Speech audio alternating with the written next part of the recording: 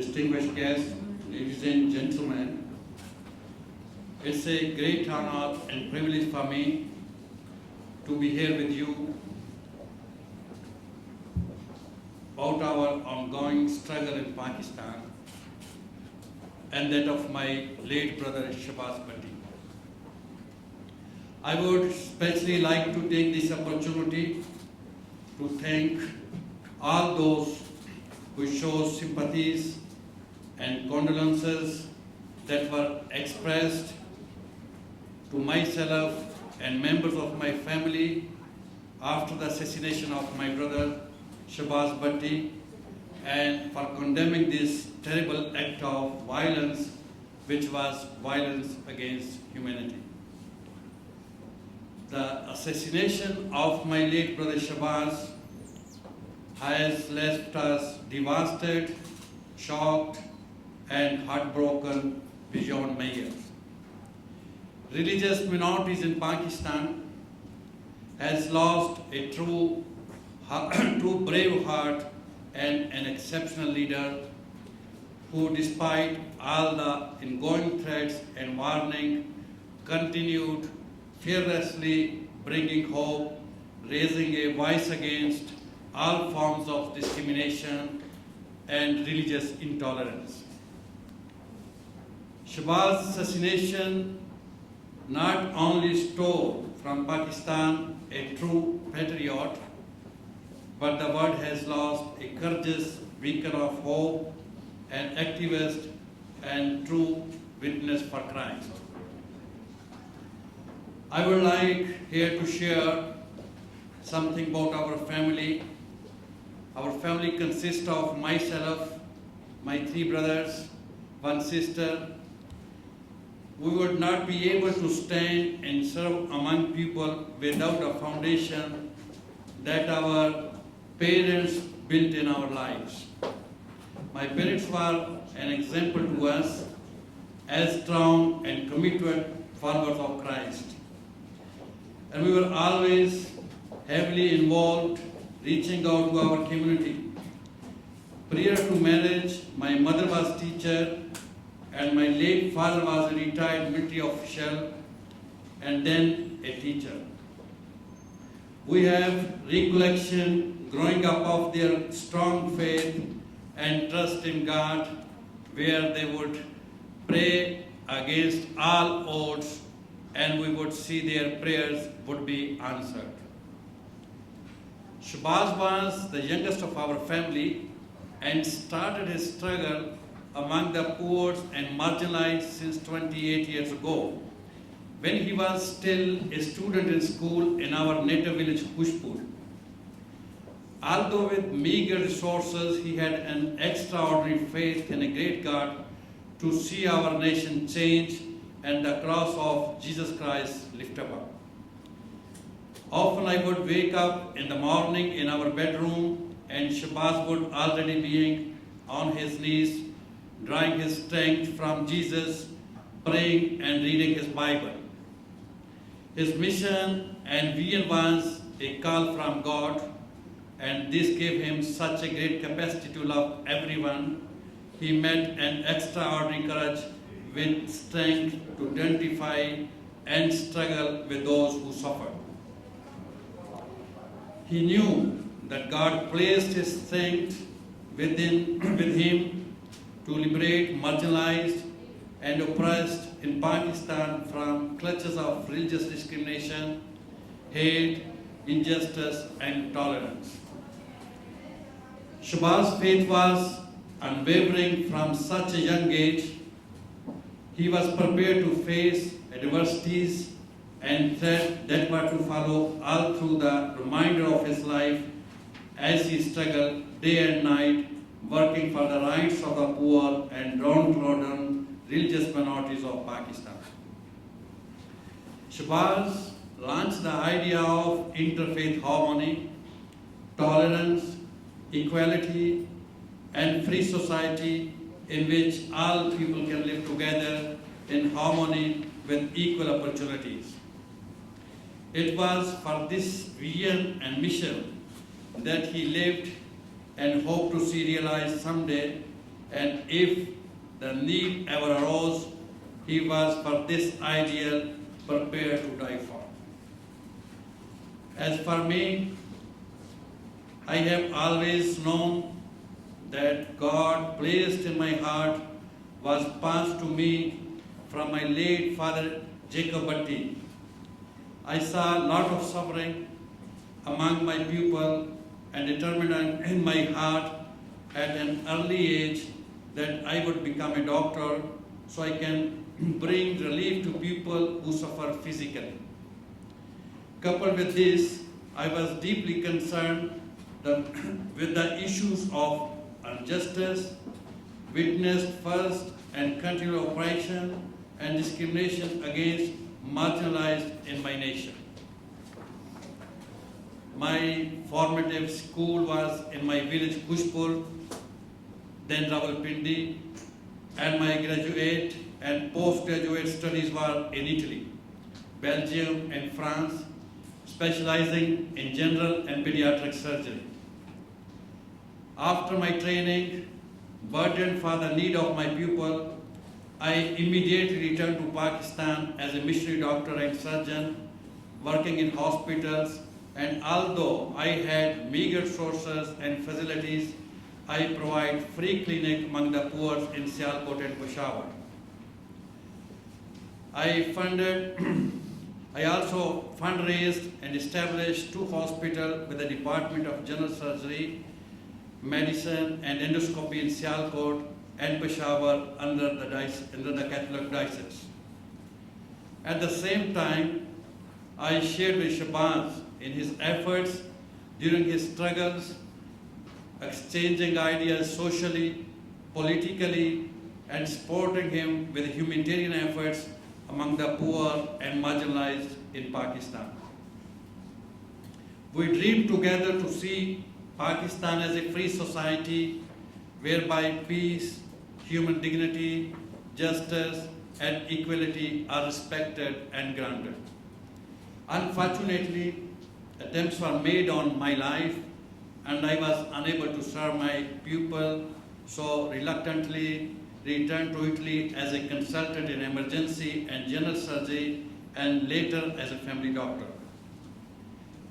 Without a doubt, God blessed my efforts and I attribute that alone through my father's prayer as I was blessed by establishing a very good practice. I was certainly fully satisfied and enjoying my life in Italy, both professionally and socially. Then all of a sudden my world changed. I had to face not only the sudden loss of my brother Shabazz and the void that he has left with us as a family, but all that he was to our people, our nation. At his funeral, I became aware that I had only 2 options, and that was either to submit the Shabazz enemies and walk away, or to continue with his struggle.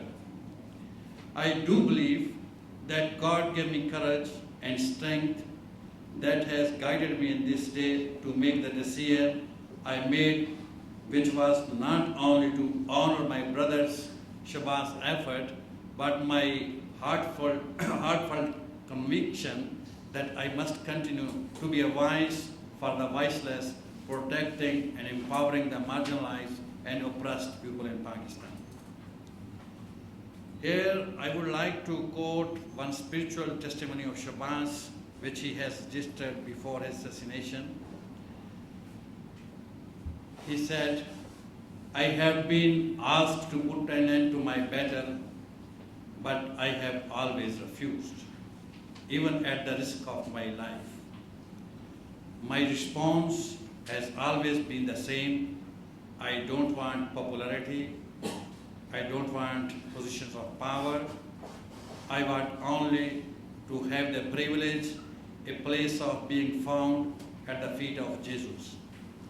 I want my life, my character, and my action to speak for me and say that I am following Jesus Christ. This desire is so strong in me that I consider myself privileged whenever in my combative efforts to help the needy, the poor, the persecuted Christian of Pakistan, Jesus should wish to accept the sacrifice of my life. I want to live for Christ, and it is for Him I want to die. I don't feel any fear in this country. This was his testimony. He openly and publicly proclaimed his faith in Jesus Christ. His life in itself was a miracle of God. He lived by the teaching of the gospel, and he died for his faith and respect for human dignity and religious freedom. Shahbaz has left me with such an incredible legacy, and that is to see his vision and mission continue. In order to facilitate this, we have established the Shahbaz Bhatti Memorial Trust, which was inaugurated appropriately on Minorities Day, 11th August 2011, by His Excellency President of Pakistan, Asif Ali Zardari, a day that was initiated initially nationally by my late brother Shahbaz Bhatti. We are convinced that to achieve our goals, fighting against poverty, illiteracy, injustice, discrimination, and extremism, we must do everything that we can, and that is to give every child the opportunity for an education, as well as promoting interreligious and intercultural dialogue, giving legal assistance and shelter to the victims of abuse and misuse of discriminatory laws, offering social and economical empowerment for an oppressed with skill development and microfinancing for small business, and promotion of primary health care. I would appreciate any opportunity, concern, which can help us to continue in our struggle to Shahbaz Bhatti Memorial Trust. Pakistan at present is passing through one of its most difficult and tragic phase of its history, where sectarian violence, religious extremism, fanaticism, intolerance, and discriminations are on the increase. I feel the reason of this could be in the fact that since the creation of Pakistan in 1947, the instability of the Pakistani government is progressively increasing. Pakistan never had a continuous democratic government. For example, throughout 64 years of independence, 34 years were ruled by the army and 30 years were with the civilian government. Adding to this, the two wars with Indian over disputed region of Kashmir have caused further development of extremism and terrorism. The previous fallout of Russian invasion in Afghanistan and the presence of 3 million Afghan refugees in Pakistan have further aggravated the situation. Recently, being an ally to the Western world in its fight against terrorism and extremism, Pakistan is confronted with internal and cross-border terrorism, sectarian violence, religious extremism, fanaticism, intolerance, and discrimination. We have lost over 35,000 innocent citizens and over 3,500 law enforcing personnel. This has further aggravated religious intolerance against minorities, creating the hate crimes toward different communities who are being victimized by extremists. As we know that more than 90% of the world population are religious believers, therefore, more than ever, there is a growing need for not only dialogue, but relationship with other interreligious communities. We are facing urgent challenges of religious freedom that requires a greater understanding and cooperation among diverse faith traditions. Every time when I would ask Shahbaz to be conscious as his life was continuously in grave danger, he would smile and say, I have put myself in Jesus' hand and he will protect me. Shabazz Bhatti bore witness of Jesus Christ with his blood and remained faithful and unwavering to the principle he believed in. As the Apostle Paul said when he was in prison, can be said of Shabazz, I have fought the good fight, I have finished the race, I have kept the faith. Now there is in store for me the crown of righteousness, which the Lord, the righteous judge, will award to me on the day, and not only to me, but also to all who have lodged for his appearing. May we take courage for Shabazz's example by receiving from God strength to move forward and to be determined in our struggle among the poor and marginalized, that our lives like Shabazz will be our message as powerful witness of faith in bringing the power of hope for change towards society. That we, to like Shabazz, will not retreat to be silent, but will advance, pushing back hate, fear, disappear with God's love, being a voice for the voiceless, strengthening religious harmony, social justice, equality, as well as protecting the vulnerable and seeing that every human being is treated with dignity and worth, their rights are respected and guarded. At the end, closing this speech, I will ask, let us stand in solidarity, uniting for the cause of religious freedom, building the road of interfaith and intercultural dialogue, equality, human dignity, thus bringing peace and to violence in this world. Thank you.